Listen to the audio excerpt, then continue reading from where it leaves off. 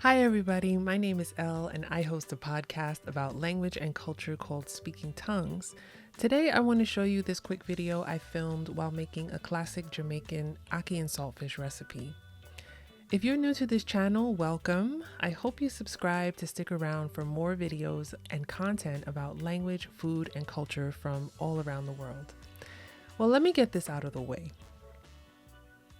And I hope this is a no judgment zone, but despite growing up in the Bronx, New York, surrounded by all ages of people with Jamaican heritage, I never once tried ackee and saltfish until I stepped foot in Jamaica at the end of 2023.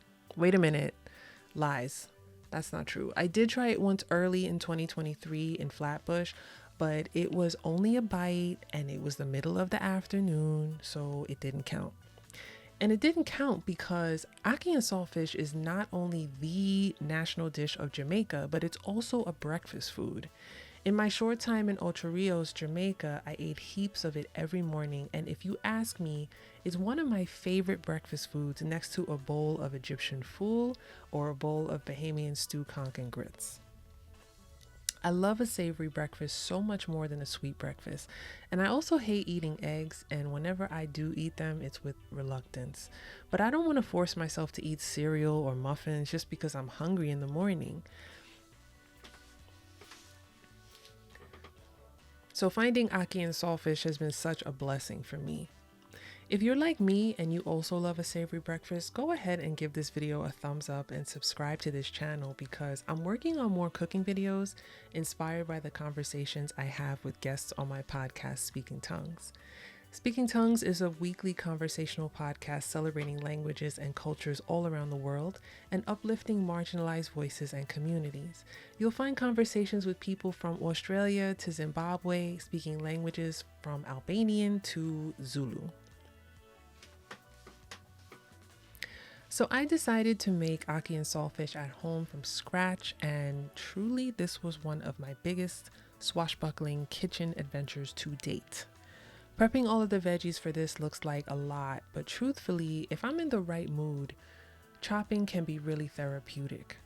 We have scotch bonnet, red and green bell peppers, onion, tomato, scallion, and garlic. I would love to tell you the exact amounts that I use for all of these veggies, but I didn't have this recipe written down. So the amounts that you see in this video are the amounts that I used. Once again, I've gotten this far in the video without mentioning what ackee and saltfish is. I'm sure that you may know what saltfish is, and if you don't, I'll explain it in a second. Ackee is a fruit in the same family as lychee and longan, believe it or not. It is not sweet. This is not a fruity fish situation. Ackee is native to West Africa, which I'm sure you can figure out how it ended up in the Caribbean from there. The name ackee is derived from the Akan language name Ackee Fufo. Ackee fruit is pear-shaped, and when it ripens, it turns from green to a bright red to yellow-orange and splits open to reveal 3 large, shiny black seeds, which are surrounded by soft, creamy white and yellow flesh. When it's cooked this way, it has a similar texture to scrambled eggs, and some people think it also tastes like eggs, but I beg to differ. I actually don't think it has much of a taste at all, but rather carries the flavor of the spices that it's cooked with.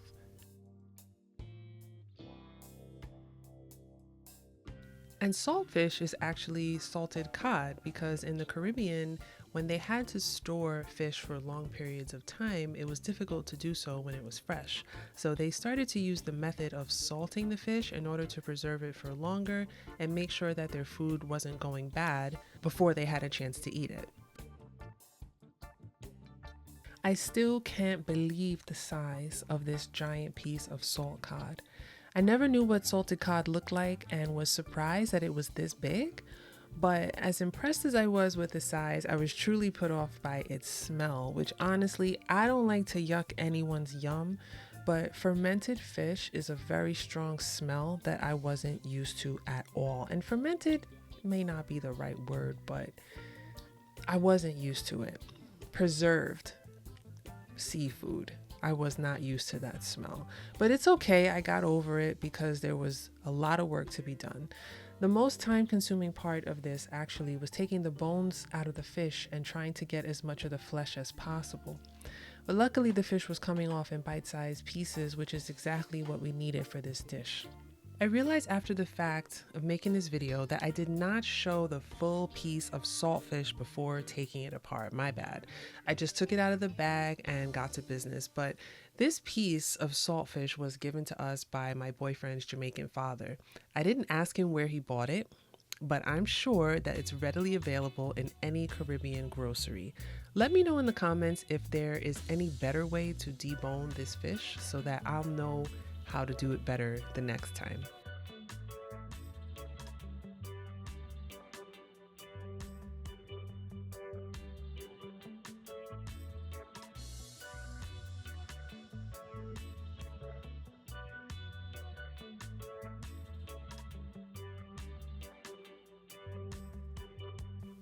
And after deboning the fish, I'm just finishing up with preparing everything that I need to go into the pan all at once. So I'm chopping some garlic here. You see some scallion that I previously chopped in this bowl right here in the front, and there is some fresh thyme. Definitely use fresh thyme, but if you don't have it, don't fret, because you can probably just use dried thyme and it'll change the flavor, but you have to use what you have at this point. So this is everything I have all together at once. After the mise was together, I needed to boil the saltfish, and what I did was pour water over it, bring it to a boil, and then strain it out. Boil it again, and then strain it out again. And then you do it one more time for good measure. But the third time, I added the ackee to the boiling water before draining it. And this is such a fun fact to me. The FDA banned the import of raw ackee in 1973, but lifted the ban on canned ackee in 2000 after companies developed safe processing methods. However, it remains illegal to import fresh ackee, and it's also illegal to sell or serve ackee grown in the United States. Who knew? So please don't try to buy some fresh imported ackee here in the US. Just stick to the can and you'll be all right. So right now, I'm getting ready to add onions into the pan first. I don't have any particular rhyme or reason about why I usually add onions first. I'm sure someone who is a chef can explain why we need to do that, but I just do it this way. I think onions should go into the pan first, and then I'm adding the scallions afterward, putting some red pepper and the thyme in there, and adding the Scotch bonnets. I just want to mention, please be careful when you're cooking with Scotch bonnet, because if you're using a lot of them and you like a lot of heat in your food, once they get hot and they start to warm up in the pan, they will start cooking and the oil will start to be released from them, and it will get into the air very quickly. I'm talking about you'll have a full-on coughing fit if you're not careful with Scotch bonnets. There have been times where I've made food with Scotch bonnet and I've had to wear a mask while I'm cooking because I couldn't breathe. So just a warning to please be careful when you're cooking and heating up Scotch bonnet. Now we have all the ingredients in the pan, and I'm just going to give it a good mix and let that cook for a few minutes. We want the onions and the peppers to begin to soften, but we don't want them to be too undercooked when we're adding in the ackee fruit and the saltfish into it. We just want to make sure that they're coated and covered in enough oil, not oily. We do not want it to be oily, but we're just giving them a chance to sweat out a bit. While that's happening and while things are getting steamy, we want to add the seasonings, add the black pepper, adding some onion powder and also some garlic powder to it. I know you're not supposed to season the food from the seasoning bottle over the hot pan, and I was just doing it anyway. Shame on me.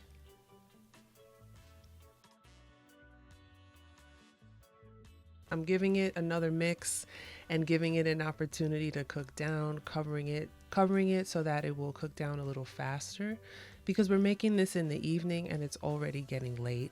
We're cooking this the night before so we can have it for breakfast the next day. As you can see, they're already starting to see some change and some texture with the onions and the peppers. They're starting to soften, because remember, you don't want this to be crunchy, but you don't want it to cook too long. that it's going to lose all of its texture. So I'm just giving it a good mix again, making sure everything is well coated. All the spices and seasonings are all mixed up in there. Here you can see close up how it's starting to look. You can see those onions are starting to change color. They're becoming translucent. The red peppers are getting softer.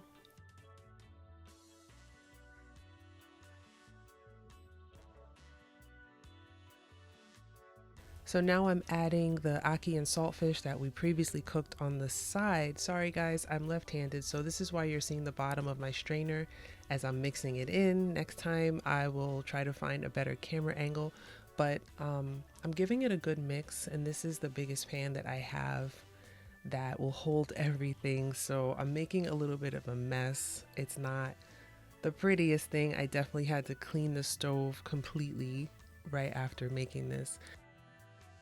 As many of you know, ackee and saltfish is not complete without some sides, so we made a few festival, slightly sweet fried dough, and we also fried up a few plantain on the side.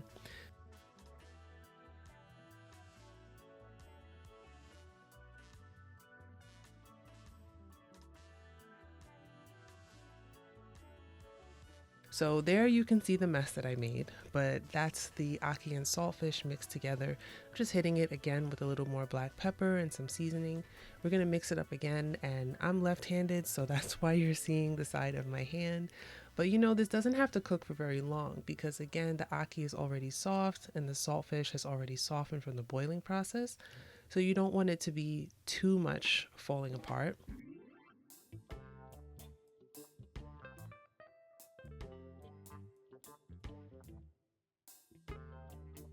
And here again is a close-up of our ackee and saltfish, our almost finished dish. And this is looking so good. I'm so excited. I'm so pleased at the way that this dish came out. I'm going to leave some links to where you can buy ackee in the US, as well as a few recommendations for Jamaican cookbooks that you may want to try recipes from. If you end up trying ackee and saltfish at home, let me know how it goes and if you enjoyed the taste of it. And make sure you thumbs up this video and subscribe for more short cooking videos and dishes from around the world. I'll see you soon.